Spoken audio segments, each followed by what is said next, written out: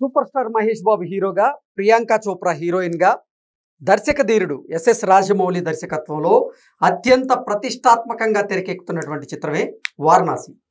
ఈ వారణాసికి సంబంధించి లేటెస్ట్గా ఒక వార్త సోషల్ మీడియాలో చక్కర్లు కొడుతూ ఉంది. అదేంటంటే, ఈ వారణాసి సినిమాలో మహేష్ బాబు మొత్తం 5 గెటప్పుల్లో ఆయన నటించబోతున్నట్లుగా ఒక లీక్ అయితే వచ్చింది. ఆ లీక్ అసలు వార్త వాస్తవమా కాదా అనేది మనం పూర్తి స్థాయిలో విశ్లేషణ చేసుకుందాం.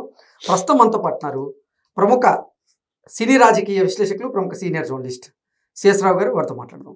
సార్ నమస్తే. సార్ నమస్తే. వారణాసి సినిమాలో మహేష్ బాబు మొత్తం 5 గెటప్పుల్లో నటిస్తున్నట్లుగా ఒక లీక్ అయితే వచ్చింది. ఏంటి సార్, దీన్ని ఎలా చూడాలి? ఇప్పుడు లేటెస్ట్ టాలీవుడ్లో ఒక పెద్ద టాక్ దీని గురించి. ఎందుకంటే మహేష్ బాబు నటించిన సినిమాల్లో డబుల్ యాక్షన్ సినిమాలు పెద్దగా ఎక్కడ తారసపడవు మనకి అతను మొత్తం కెరియర్లో. కానీ ఇది 5 గెటప్పుల్లో 5 రకాలుగా ఈయన 5 పాత్రల్లో కనిపిస్తాడంట. 5 పాత్రల్లో 5 రకాలుగా డిఫరెంట్గా కనిపిస్తాడని చెప్పి లేటెస్ట్గా వచ్చినటువంటి లీక్ వారణాసి సినిమా నుంచి. దానికి తగిన విధంగా బాడీని షేప్ చేసుకోమని చెప్పి ప్రెజర్ చేస్తున్నాడంట మహేష్ బాబుని. ఎవరు? రాజమౌళి. రాజమౌళి సినిమా అంటే ఎలా ఉంటుందో తెలుసు. పేరే జక్కన్న. ఆ జక్కన్న తోటి సినిమా తీయాలంటే ఎలా ఉంటుంది అనేది జూనియర్ ఎన్టీఆర్ గారు ఆ మధ్య RRR సినిమాలో సందర్భంగా ప్రమోషన్స్ లో ఇంటర్వ్యూలు చెప్పాడు. జక్కన్న టైం అయింది వెళ్తానంటూ అంట యాక్షన్ పెట్టి. సో ఆయన అది భలే చెప్తాడు జూనియర్ ఎన్టీఆర్. సో అతను అవుట్పుట్ తను అనుకున్నది వచ్చేంత వరకు సాదుతాడంట, బండకేసి జాదినట్టు. సో కాబట్టి అటు జూనియర్ ఎన్టీఆర్కి ఎక్స్పీరియన్స్ ఉంది, ఆయనతోటి ప్రభాస్కి ఎక్స్పీరియన్స్ ఉంది, తర్వాత రామ్ చరణ్కి ఎక్స్పీరియన్స్ ఉంది. ఆయన కావాలనుకున్నప్పుడు తగ్గాలి, ఆయన పెరగాలనుకున్నప్పుడు బాడీ పెరగాలి. ఇది సాధ్యమా? హీరోలకి చాలా డేంజర్ ఇది. అది కానీ రాజమౌళి గారు తన ప్రాజెక్ట్ ఇంపార్టెంట్ ఆయనకి, హీరో కన్నా కూడా తన ప్రాజెక్ట్ ఇంపార్టెంట్. అంటే కొన్ని వందల కోట్ల రూపాయలతో సినిమా తెరకెక్కిస్తున్నారు కాబట్టి ప్రాజెక్ట్ ఇంపార్టెంట్.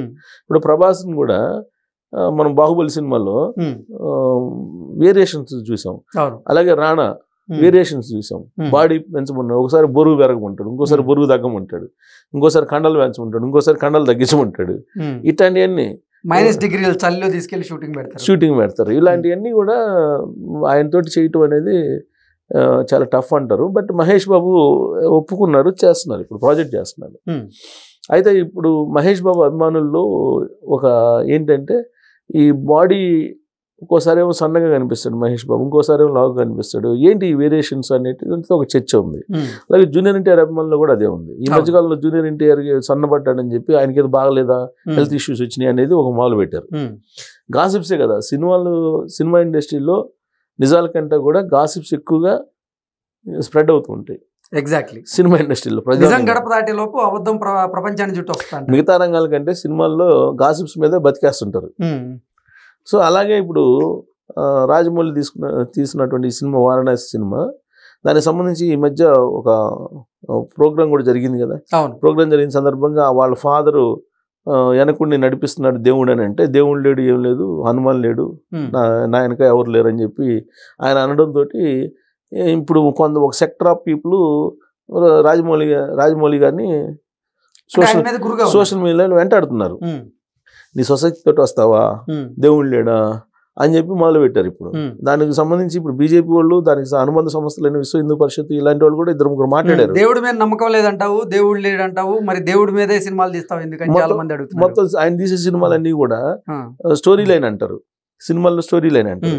ఈ స్టోరీ లైన్ తీసుకుంటే కనుక ఎక్కడో దగ్గర ఆధ్యాత్మిక ట్విస్ట్ ఉంటుంది. ఇప్పుడు మగధీర సినిమా ఉంది, మగధీర సినిమాలో పూర్వజన్మకు సంబంధించినటువంటి ట్విస్ట్ ఇచ్చాడు. ఇది ఆధ్యాత్మిక యాంగిలే కదా. అలాగే ఏ సినిమా అయినా ప్రతిదానికి ఇప్పుడు జూనియర్ ఎన్టీఆర్తో తీశారు, జూనియర్ ఎన్టీఆర్ తీసిన యమదొంగ, యమలోకం ఇవన్నీ చూపించారు. అంతకుముందు తీసినటువంటి సినిమాలు కూడా అంతే, దేవుడికి సంబంధించినటువంటి రిలేషన్స్, ఆయుధాలు ఇవన్నీ చూపిస్తుంటాడు. ఆయన తీసే సినిమాలేమో ఆధ్యాత్మిక కోణంలో ఉండేటువంటి సినిమాలు చూపిస్తారు, చెప్పేదేమో ఆయన నాస్తికుడిలాగా మాట్లాడతాడు. బాహుబలి సినిమా కూడా రాజులకు సంబంధించింది అయినా కానీ శివలింగం, వ్యవహారం, ఆధ్యాత్మికం, పూజలు, పునస్కారాలు ఇవన్నీ చూపిస్తాడు బాహుబలిలో కూడా. అవును. ఇప్పుడు ఏ సినిమా తీసుకున్నా, ఆయన సినిమాలు ఏది తీసుకున్నా అదే కనిపిస్తుంటుంది. కానీ ఆయన నాస్తికుడు అనేది మొన్న మాటల్లో కూడా అర్థమైంది. నా వెనుక ఎవరు లేరు, నా స్వయం కృషి ఉంది అని చెప్పి. బట్ కంటెంట్ని మాత్రం ఆధ్యాత్మిక రిలేటెడ్దే తీసుకుంటుంటాడు. వాళ్ళ ఫాదరు రచయిత. డ్రీమ్ ప్రాజెక్ట్ గా ఇప్పుడు మహాభారతం కూడా చెప్తా ఉంటారు. ఆ మహాభారతం ఇది వారణాసి కంటిన్యూషన్ మహాభారతం అని చెప్పి దీంట్లోనే కంటిన్యూషన్ ఉంటుందని కూడా చెబుతున్నారు. ఆ కంటిన్యూషన్ దీంట్లోనే ఇస్తాడు ఆయన అని చెప్పి కూడా అంటున్నారు మహాభారతం. ప్లస్ ఇప్పుడు సినిమాకి మహేష్ బాబు సినిమాకి పేరు ఏం పెట్టాడు? వారణాసి అని పెట్టాడు. ఇప్పుడు వారణాసి అని పేరు పెట్టి నేను నాస్తికుడిని అని చెప్పి ప్రొజెక్ట్ అవుతుంటే ఇప్పుడు హిందూ సంస్థలన్నీ అసలు ముందు వారణాసి సినిమా టైటిల్ తీసేయండి అని చెప్పి కొంతమంది డిమాండ్ చేస్తున్నారు. ఇది లాస్ట్కి కోర్టుకి వెళ్ళే ఏదో జరుగుతుంది, జరగకుండా ఉండదు. ఎందుకంటే ఇప్పుడే మొదలు పెట్టారు వారణాసి సినిమా. వారణాసి అనేది పవిత్రమైనటువంటి కాశీకి సంబంధించినటువంటి పేరు అది. కాబట్టి నువ్వు నాస్తికుడివి, నువ్వు తీసే సినిమాకి వారణాసి పేరు ఎందుకు, తీసేయండి అని చెప్పి కొంతమంది అంటున్నారు. సో వారణాసి పేరు పెట్టంగానే దాంట్లో ఆధ్యాత్మికం ఉంటుందని అర్థమైపోతుంది. లేదంటే వారణాసి అని బెటర్ కదా. అవును. సో ఇలాంటి అన్నీ కూడా యాక్చువల్గా రామ్ గోపాల్ వర్మ కానీ లేదంటే ఈ రాజమౌళి కానీ ఈ సినిమా లీకులు ఇచ్చి ప్రచారం బాగానే వాళ్ళు ఫ్రీ పబ్లిసిటీ బాగానే పొందుతారు. ఇప్పుడు బాహుబలి కూడా చూడు ఎంత పబ్లిసిటీ ఇచ్చారు ఆ సినిమా రిలీజ్కి ముందు. రాజమౌళి కూడా సినిమాకి సంబంధించినటువంటి ప్రీ పబ్లిసిటీ ఇచ్చుకోవడంలో ఆయన చాలా నిష్ణాతుడు. సినిమాని మార్కెట్ చేయడంలో ఎక్స్పర్ట్ ఆయన. ఇప్పుడు త్రిపుల్ ఆర్ సినిమా కూడా అంతే కదా. త్రిపుల్ ఆర్ సినిమాకి ఏ విధంగా మార్కెట్ చేశారో మనం చూసాం. ఒక ప్రొడక్ట్కి మార్కెట్ చేయడంలో ఎక్స్పర్ట్ అతను. ప్రొడక్ట్ తయారు చేయటం అని ఒక ఎత్తు అయితే, తయారు చేసినటువంటి ప్రొడక్ట్ని అద్భుతంగా మార్కెట్ చేయటం అనేది ఆయనకు ఉన్నటువంటి ఆర్ట్. అందుకే ఆయన చేసినటువంటి ప్రతి సినిమా కూడా హిట్ అయింది. ఏ సినిమా కూడా లాస్ట్కి మర్యాద రామన్న కూడా సునీల్ తోటి చేసిన మర్యాద రామన్న కూడా హిట్ అయింది. ఏగా కూడా హిట్ అయింది. దానికి కారణం ఏంటంటే మార్కెటింగ్. సో ఇప్పుడు వారణాసి సినిమాకి కూడా మార్కెటింగ్. ఇప్పుడు ఒక లీక్ ఇచ్చాడు, ఏది 5 గెటప్పుల్లో మహేష్ బాబు కనిపిస్తాడని. జనరల్ గా 5 గెటప్పుల్లో మహేష్ బాబు కనిపిస్తాడని కానీ అటెన్షన్ ప్లే చేస్తారు సినిమా మీద. మామూలుగానే వారణాసి మీద భారీ అంచనాలు ఉంటాయి, జనరల్ గా ఉంటాయి. అయితే టాప్ డైరెక్టర్ కాబట్టి, top hero Mahesh Babu, general గా ఉంటాయి. దానికి తగ్గట్టు 5 గెటప్లు అనగానే అటెన్షన్ ప్లే చేస్తారు. ఈ అటెన్షన్ సినిమా రిలీజ్ దాకా ఉంటుంది.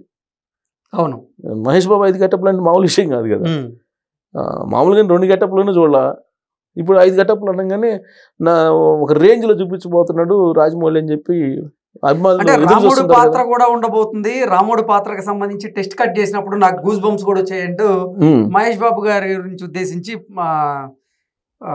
రాజమౌళి మాట్లాడారు. అవును, అది బాగా అది ఆల్రెడీ ఒక రిలీజ్, అది ఒక పోస్టర్ కూడా బయటకు వచ్చింది. అది నిజమో లేకపోతే ఆర్టిఫిషియల్ ఇంటెలిజెన్స్ కానీ ఏఐ వస్తున్నాయి ఈ మధ్యకాలం. ఏది నిజమో ఏది అబద్ధం కూడా మనం ఐడెంటిఫై చేయలేకపోతున్నాం. అది కూడా వచ్చింది. మహేష్ బాబు రాముడి గెటప్లో ఉండేది కూడా.